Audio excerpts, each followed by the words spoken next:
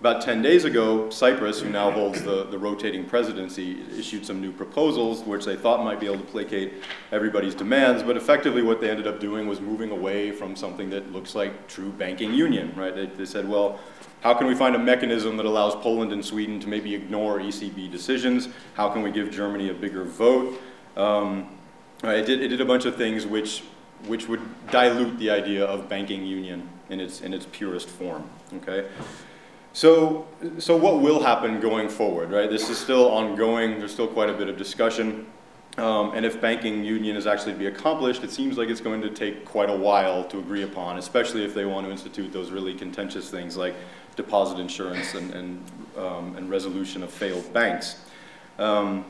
What I think is probably more likely to happen is, I mean, they might have this true banking union in the longer run, but what you're probably more likely to see is some form of networked governance, which is much more based on soft law, where there is a role played by the ECB, but it still has to oversee and engage with national regulators who are very much involved in the process and haven't lost much of the authority that they probably want to keep at this point. And it might look like something like what the US has just now implemented with the Dodd-Frank Act, which is that there's a new financial stability board in addition to a new consumer protection regulator at the federal level, and the financial stability board is there to basically oversee the level of risk in the whole system.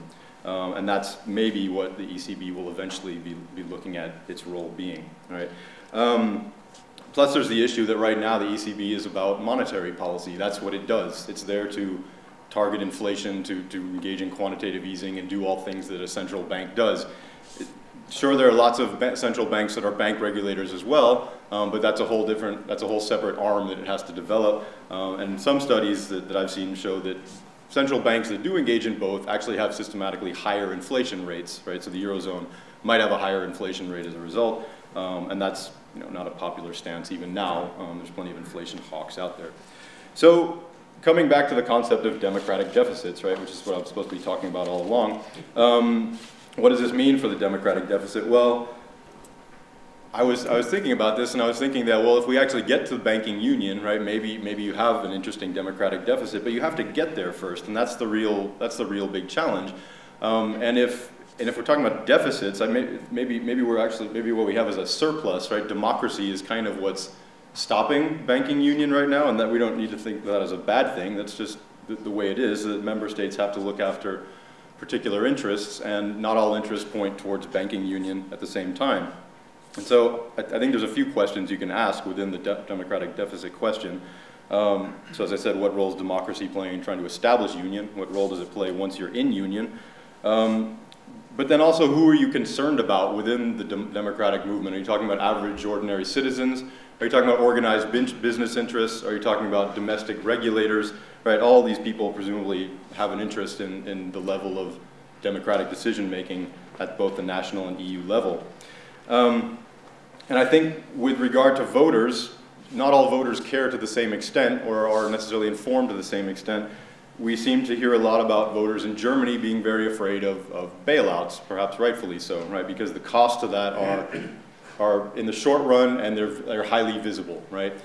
If you were to put a referendum on banking union before the citizens of Italy or Greece, it's much more opaque. It's not very clear what that means to them, right? They don't know in the long run, is that a better thing than what we have now? If it gets them out of what they're in now, perhaps, but it's not clear that that benefit will come. So it's not clear what kind of information they would need and what their preference would be in the long run. In terms of organized interests, right, we see that what we've had with these, in some member nations, cozy relationships between banks and governments, and that might be a difficult link to break, but one that people who favor banking union want to break, right? So that you have to overcome that entrenched interest, particularly in the countries that are considered to be the debtor nations now. And for some of those, the adjustment costs of moving to banking union might be higher as well. National regulators in some countries don't seem as thrilled about moving to this. It means they have to cede power, right? They have to basically give in a lot of their power to the European Central Bank. Some national regulators have gone through quite a bit, right? Here in this country, a lot of power has shifted towards the Bank of England. They're going through quite a bit of a transformation.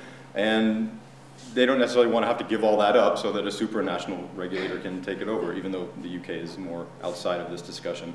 So it's not clear to me that the democratic deficit is the big problem here, right? There are a lot of democratic interests in each state, in each member state, and it's not clear that they will allow banking union to happen, and that's not necessarily a good thing or a bad thing.